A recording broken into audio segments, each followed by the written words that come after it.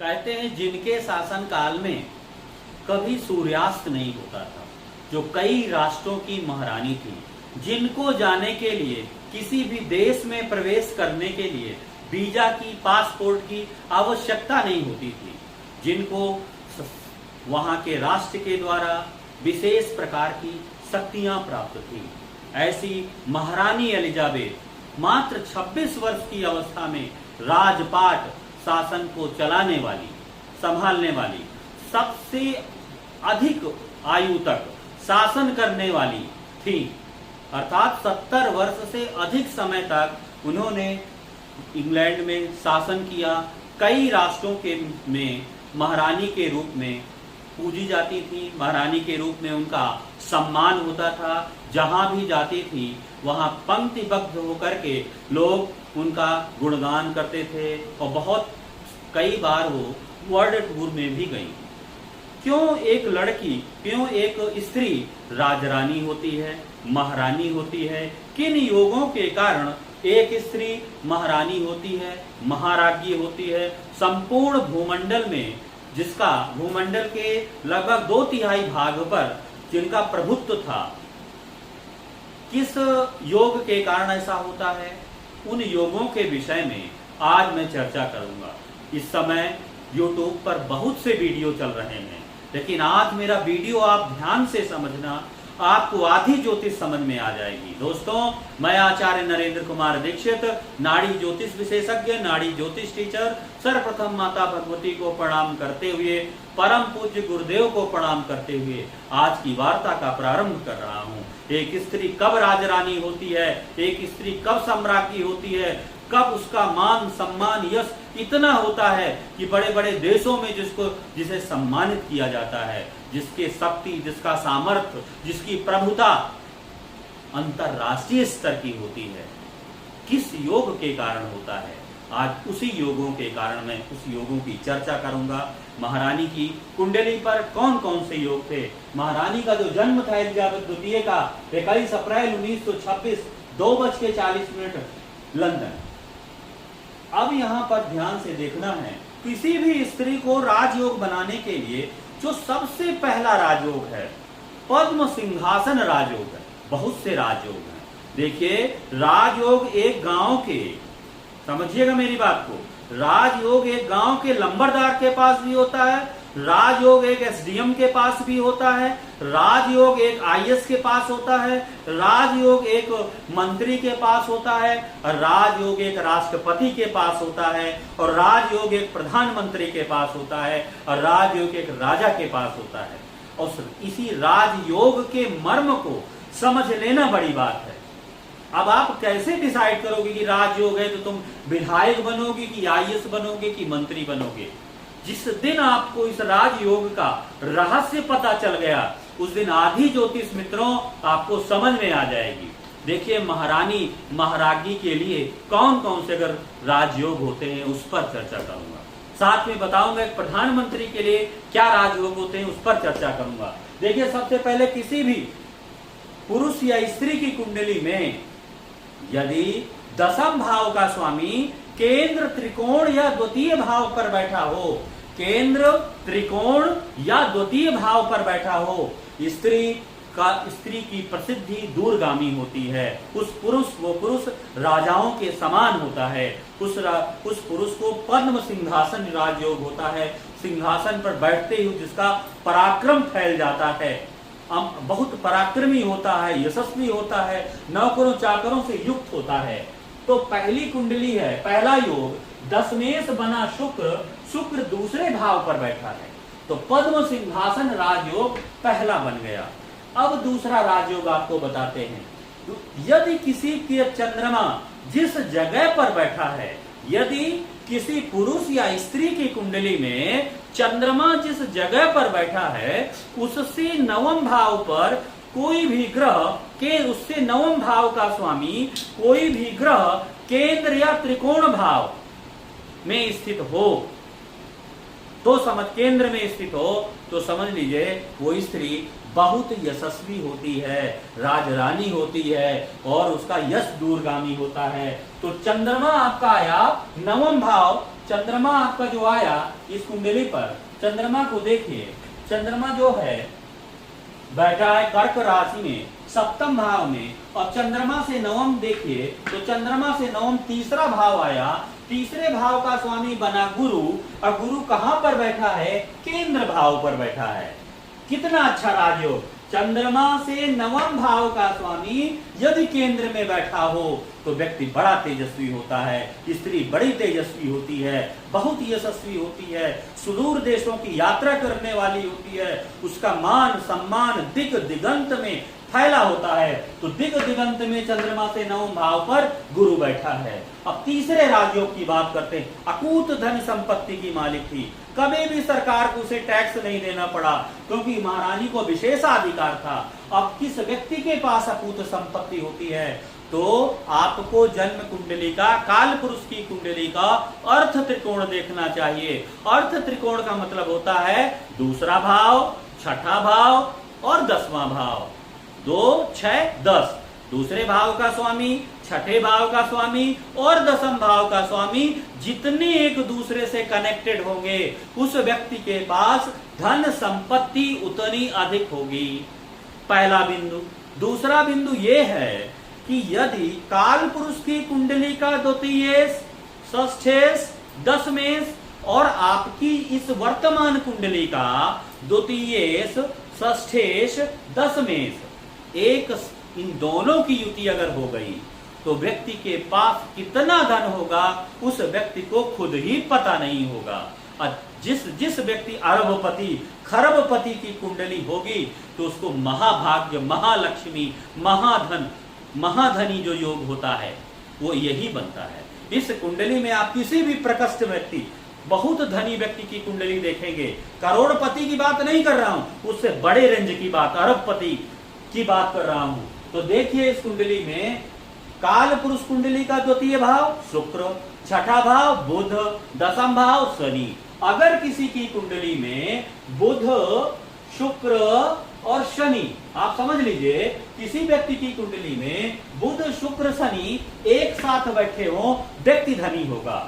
शुक्र के साथ शनि बैठा हो तो भी व्यक्ति धनी होगा, बुध के साथ शुक्र बैठा हो तो भी व्यक्ति के पास धन होगा, बशर्ते ये बुरे प्रभाव पर ना हो, इन पर अशुभ ग्रहों का प्रभाव ना हो, इन पर क्या है 6, 8, 12 भाव के स्वामियों का, अनिष्ट भाव के स्वामियों का प्रभाव ना हो। तब अगर किसी पर ये तीनों केंद्र के स्वामी जिस बिंदु पर एक हो जाते हैं उस बिंदु पर धन, माता लक्ष्मी उसके घर पर, उसके निकेतन पर सदा के लिए विराजमान हो जाती है। तो मित्रों देखिए बुध, शुक्र, शनि का कितना सुंदर योग। अब इस कुंडली में देखिएगा बुध कहां बैठा है? तीसरे भाव पर। शुक्र कहां बैठा है? अब आपको सेकेंड हाउस पर। शनि का योग देखिए, शनि कहां बैठा? एकादश। तो आप देखिए, आप कॉन्सेप्ट में नाड़ी के देखिए, क्योंकि यदि शनि, अब शनि का देखिए कॉन्सेप्ट क्या कहता है, शनि के त्रिकोण में बुध बैठा है। वैदिक से भी किसी भी ग्रह की एक पाद दृष्टि, द्विपाद दृष्टि, त्रिपाद दृष्टि भी होती है जातक ग्रंथों में। उस दृष्टि से भी अगर आप विचार करेंगे तो भी शनि का संबंध बुध, शनि बुध के त्रिकोण में बैठा है तो शनि भी हो गया, बुध भी हो गया, और बुध शुक्र की भावात्मक युति है। तो बुध शुक्र शनि का कॉम्बिनेशन बन गया, इसलिए इनके पास धन की कोई कमी नहीं थी। रुकिए, अभी एक चीज रह गई, अभी अधूरा है। अब दूसरा कथन क्या है? काल पुरुष। अब इस वर्तमान कुंडली का आप दूसरा भाव देखिए, ये द्वितीय हाउस, सेकेंड हाउस, द्वितीय भाव नहीं होता, ये इसे द्वितीयेश कहते हैं। दूसरा द्वितीय धनीश बराबर द्वितीयेश, अधीन गुणा गुण संधि। दूसरे भाव का स्वामी, समझिए दूसरे भाव का स्वामी इस कुंडली में बना आपका शनि, और उसके बाद छठे भाव का स्वामी आपकी इस कुंडली में बना बुध, एकादश भाव का स्वामी क्या बना? मंगल। एकादश भाव का स्वामी क्या बना? मंगल। अब योग यहां पर देखिए, शनि का बुध के साथ संबंध बन गया, और 2, 6, 10 मैं एकादश बोल गया था, एकादश को यहाँ पर 2, 6, 10 की गणना है ना हमारी, 2, 6, 10। तो ये तात्कालिक कुंडली, वर्तमान कुंडली दोनों पर देखना है। तो दोनों पर आपको देखना है। तो जन्म कुंडली का द्वितीय भाव शनि हुआ, छठा भाव बुध हुआ और 10वां भाव शुक्र हुआ। 10वां भाव क्या हुआ? शुक्र हुआ।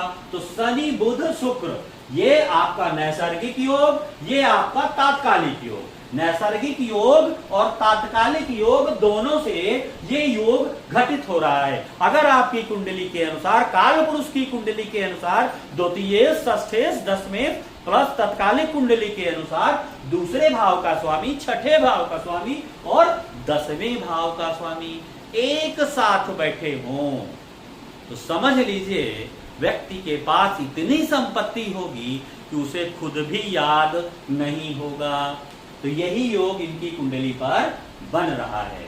तो काल पुरुष की कुंडली के और दशमेश और वर्तमान कुंडली के अनुसार इसलिए भी धन योग बना। तीसरा महाप्रताप योग आता है। शासन प्रशासन करने वाले जो ग्रह होते हैं वो शनि, गुरु और मंगल, सूर्य, गुरु और मंगल शासन प्रशासन। सूर्य राजा का कारक, मंगल सेनापति का कारक, गुरु मंत्री का कारक। तो ये तीन लग्न, काल पुरुष की कुंडली का प्रथम भाव, काल पुरुष की कुंडली का पंचम भाव, काल पुरुष की कुंडली का लग्न नवम भाव। काल पुरुष की कुंडली हमेशा मेष लग्न से प्रारंभ होती है। तो आप ये समझ लीजिए, लग्न मंगल, पंचम सूर्य, नवम शनि। तो काल पुरुष को नवम गुरु, तो गुरु सूर्य मंगल का योग किसी की कुंडली में बन जाएगा तो व्यक्ति शासन प्रशासन पर भागीदारी करने वाला होगा। तो अब देखिए इस कुंडली में सूर्य का संबंध, ठीक है, सूर्य के साथ गुरु और मंगल। अब ध्यान से देखिए, केंद्र भाव के स्वामी, सिद्धांत ज्योतिष का फलित गणना में ज्योतिष का सिद्धांत कहता है, अगर आप वृद्ध यवन जातकम देख लीजिए, अगस्त्यार नाड़ी को देख लीजिए, तो उसमें वैदिक ग्रंथों में भी कहा गया कि किसी भी, अब उसमें क्या कहा गया कि ये दो लग्न भाव देखिए, सूर्य गुरु मंगल, यदि केंद्र भाव का स्वामी केंद्र भाव में बैठा हो, केंद्र में बैठने वाले ग्रहों का आपस में संबंध होता है, युति के समान केंद्रीय प्रभाव के कारण कार्य करने वाले होते हैं। केंद्र में बैठे हुए ग्रहों का फल एक दूसरे से कनेक्टेड होता है और राजयोग के समान फल देते हैं। अब यहाँ पर सूर्य के क्या है, 7, 8, 9, 10, सूर्य के दशम में मंगल गुरु बैठे हुए हैं, तो एक धर्म महाप्रताप का योग बना। अब क्या है, मंगल तो उच्च का है, गुरु नीच का है। अब यहाँ पे समझ लीजिए कि आप कहें गुरु जी गुरु नीच का है, मंगल उच्च का है, क्या है, अगर किसी भी ग्रह के साथ, उच्च के ग्रह के साथ कोई नीच का ग्रह बैठा हो, समझिए बात को, कि जिस राशि में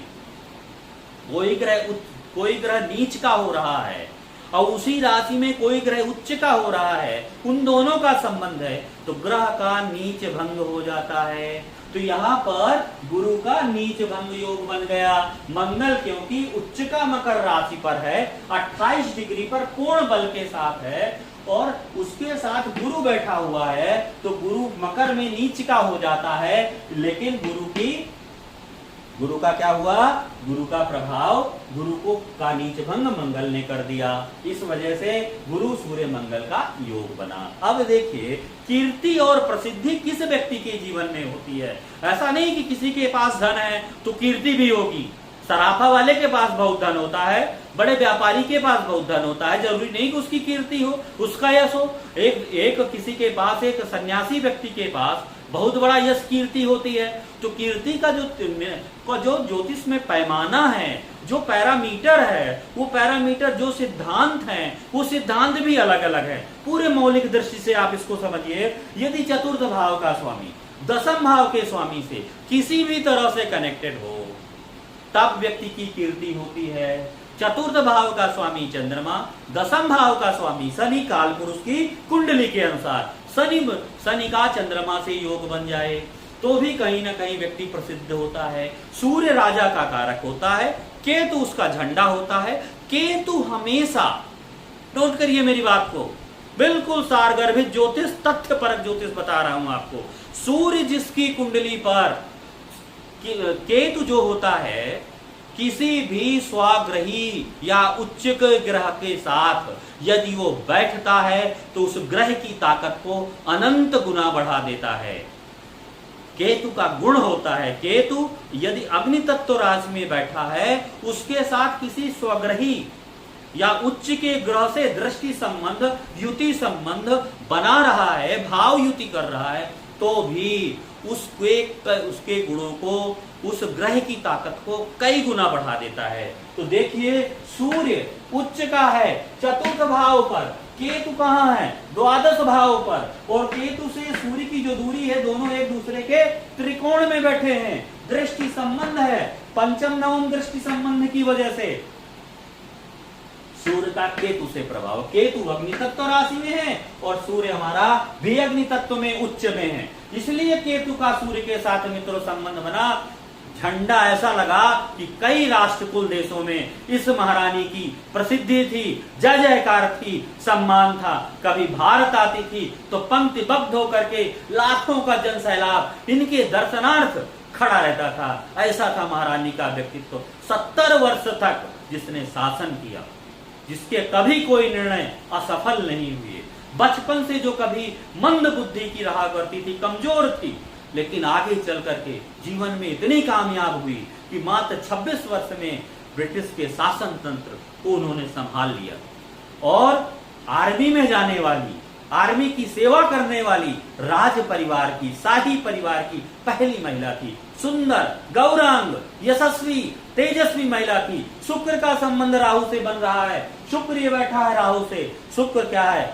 शुक्र सुंदरता होती है, सौंदर्य होता है, और राहु उसका विस्तार होता है। शुक्र राहु, शुक्र का मतलब होता है गुरु, गुरु तुल्य व्यक्ति को यदि राहु मिल जाता है, राहु उसको क्या करता है? शुक्र से का अनुशासन, शुक्र के अनुशासन में रहता है, उससे स्नेह रखता है। राहु को भली भांति पता होता है कि शुक्र मेरा नुकसान नहीं करेगा, तो शुक्र के साथ अगर राहु का संबंध हो जाता है तो व्यक्ति बड़ा सौंदर्यवान हो जाता है, बड़ा यशस्वी हो जाता है। लेकिन एक कमी आती है, व्यक्ति में चतुरता बहुत आ जाती है, व्यक्ति हानि लाभ का विवेक विमर्श आ जाता है, नियम संचालन, नियम बनाने का गुण बहुत आ जाता है, और व्यक्ति में थोड़ी सी स्वार्थपरता भी आ जाती है। अब यहाँ पर शुक्र का राहु के कारण सुंदरता हुई। इन्होंने प्रेम विवाह किया। क्यों प्रेम विवाह किया? तो चंद्रमा का संबंध मंगल से बना, मंगल के आगे शुक्र बैठा है, उन्होंने प्रेम विवाह किया। अब देखिए, इनकी कुंडली पर क्यों इतने वर्ष तक जीवित रही? 96 ईयर तक इस व्यक्ति ने, ये महिला जीवित रही। तो जीवित रहने का पहला सिद्धांत क्या है? यदि किसी की कुंडली में अष्टमेश का बल सर्वाधिक बलवान होगा, उच्च का होगा, अष्टमेश यदि पीड़ित नहीं है और शुभ ग्रह और बलवान है और ताकतवर है, तो व्यक्ति की मृत्यु जो होगी वो उतनी ही देर से आएगी, व्यक्ति दीर्घजीवी होगा। यदि किसी की कुंडली में गुरु का जो बल होगा, गुरु बलवान होगा, किसी की कुंडली में मंगल बलवान होगा। क्यों कह रहा हूं? गुरु जीव का कारक होता है। मंगल को क्यों कह रहा हूं? मंगल काल पुरुष का शरीर है। अगर कोई व्यक्ति शरीर से रोगी रहता है, मिट्टी का पुतला है, अगर मंगल कमजोर होगा तो जठराग्नि कमजोर होगी, जठराग्नि कमजोर होगी, मंदाग्नि हो जाएगी। अगर मंदाग्नि हो गई तो आपका स्वास्थ्य कमजोर हो जाएगा।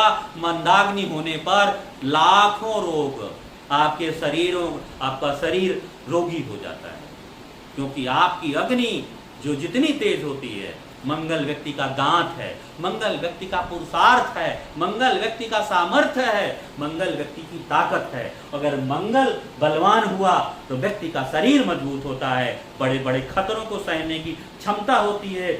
जब एक बार रानी घुड़सवारी कर रही थी, एक पागल मानसिक विक्षिप्त ने 6 गोलियां रानी पर दागी थी, एक भी असर नहीं हुआ था, क्योंकि आयु का प्रॉमिस था। आयु का प्रॉमिस, अष्टमेश का बलवान होना, गुरु का बलवान होना और उसके साथ मंगल का बलवान होना। स्त्री की कुंडली है तो उसके शरीर का कारक शुक्र को देखिए, शुक्र की भी स्थिति शुक्र का बलवान होना, तो शुक्र भी यहाँ पर बलवान है। ऐसे लोग राजतुल्य होते हैं, ऐसे लोगों को ईश्वर की कृपा मिलती है।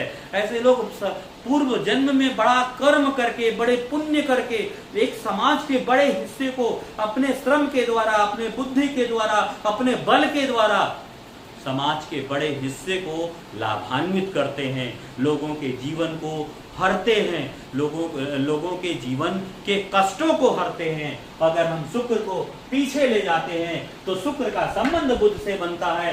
शुक्र बुध का संबंध, बुध पेड़ होता है, बुध पेड़ का कारक होता है, शुक्र बुध सूर्य समाज का कारक होता है। इस महिला ने समाज के लिए बड़े बड़े वृक्षारोपण किया, समाज के लिए बड़े परोपकार के कार्य किए। और जब सृष्टि, जब प्रकृति, जब किसी प्राकृतिक आपदा हुई होगी, उस पर इन्होंने बहुत लोगों की सेवा करी। क्योंकि शुक्र जो चंद्रमा जो है, देखिए चंद्रमा कर्क राशि में है, अब बुध चंद्रमा का संबंध है, चंद्रमा जलीय है और बुध नीच राशि का है। कहीं ना कहीं चंद्रमा राहु से पीड़ित है, चंद्रमा को शनि भी देख रहा है। तो ये सिद्धांत बताता है कि कहीं ना कहीं यहाँ पर कभी भूखमरी, अन्न दुर्भिक्ष आया होगा। पूर्व जन्म में उन्होंने बहुत सेवा करी थी, तभी ऐसे राज परिवार में जन्म हुआ।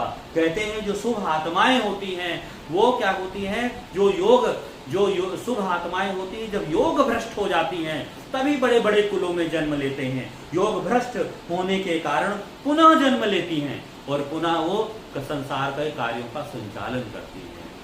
श्रीमताम गेहे होता है, जब योग भ्रष्ट व्यक्ति ही बड़े बड़े लोगों के घरों पर जन्म लेता है दूसरे जन्म में, पुनर्जन्म में। तो इन्होंने भी समाज के लिए बहुत कार्य किया होगा, परोपकार किया होगा, कुएं और वृक्षारोपण और लोगों की सेवा। तब इस जन्म में राज्य परिवार में जन्म हुआ, लंबी मिली। क्योंकि आयु अगर बच्चों कमजोर हो गई ना तो राजयोग का जो फल है वो निष्फल हो जाता है। इसीलिए कहते हैं कि सबसे प्रथम आयु की परीक्षा लीजिए, और आयु की परीक्षा लेने के बाद भी फल कहिए। अगर आपने उसको 70 साल तक राजयोग बता दिया, आयु का प्रॉमिस 50 वर्ष में है, तो ज्योतिष का फल मिथ्या हो जाता है। कई बार बड़े बड़े राजयोगों का फल मात्र इसलिए नहीं मिल पाता क्योंकि शरीर अलाउ नहीं करता। क्योंकि पहला सुख निरोगी काया है, शरीर माध्यम खल धर्म साधनम। आने वाले समय पर आयु गणना की एक सीरीज लेकर आ रहे हैं। व्यक्ति को आपको सिखा देंगे कि आयु की गणना का सिद्धांत क्या है, किस गणना से आप आयु कर सकते हैं। वैदिक और नाड़ी का एक समग्र शोध आप लोगों को एक कार्यशाला पर कराया जाएगा। तो इस शब्दों के साथ देखिए, मंगल का बलवान होना, लगभग ग्रहों की स्थिति भी अच्छी है, इस वजह से दीर्घायु रही। और इसके अलावा अष्टमेश का बलवान होना और गुरु का ही स्थिति होना, शुक्र की अच्छी स्थिति होना, इन्हीं शब्दों के साथ आज की कुंडली के बाद मन खुश हो गया। बोल भगवती की असीम कृपा रही, इतना अच्छा कंठ पर बोले कि आज सभी को साधुवाद, आप सभी को नमस्कार।